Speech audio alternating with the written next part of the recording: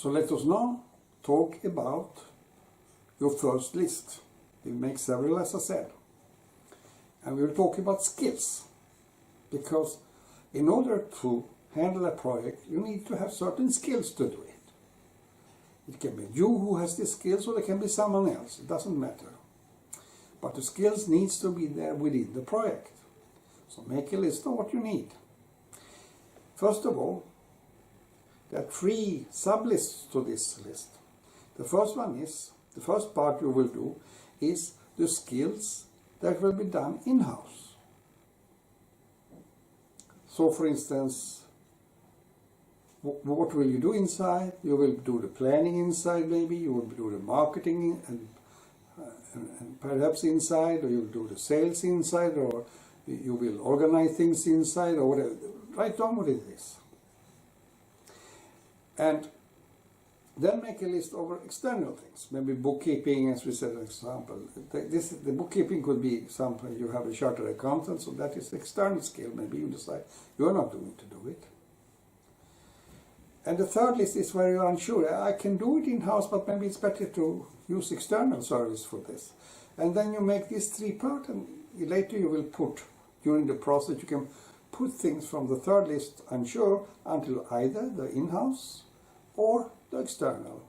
Make decision for. But by having them in a list, you know what you need to tackle.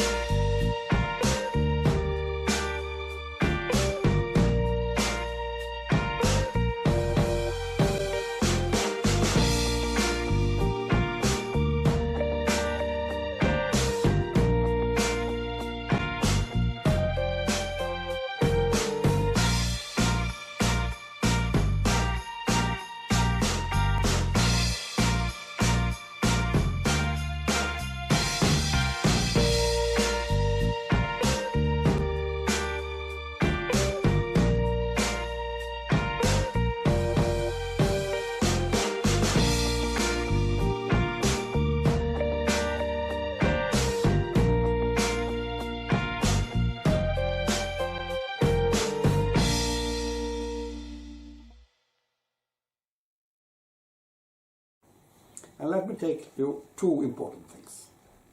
The first thing is something I appreciate very a lot. I was working with an exporter in India, and what she said was so unbelievable truth. She said, half my time goes on to come to level 0. Then I can do the creative work. So what did she do first then? For the first half time of her work, 50% of her time, what was she doing? She was handling problems, employees, bureaucracy, all kinds of stuff that took time and time and time.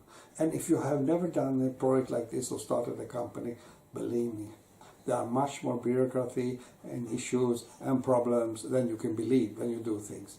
And it takes extra time, and you have to add it. And why is it important when we talk about skills? Well, it is important because it should put it in internal or external. If you put everything internal, because you can do it, but do you have time for it?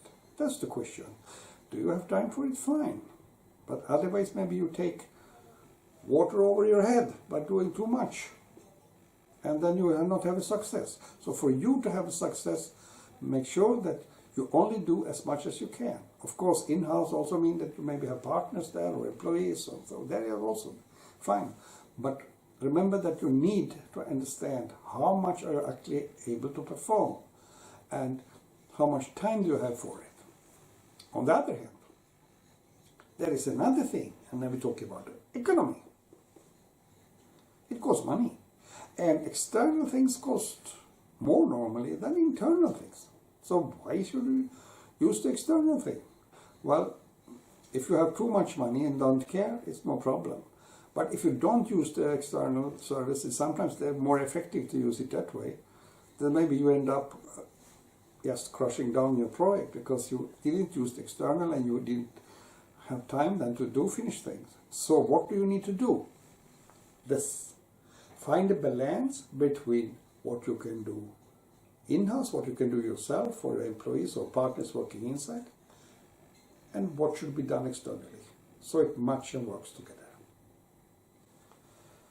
And as I also said, remember that you need to put money on things. What does it cost, one thing, and what costs the other, so you can make a budget later. But we come back to that also. But now start to make your skill list.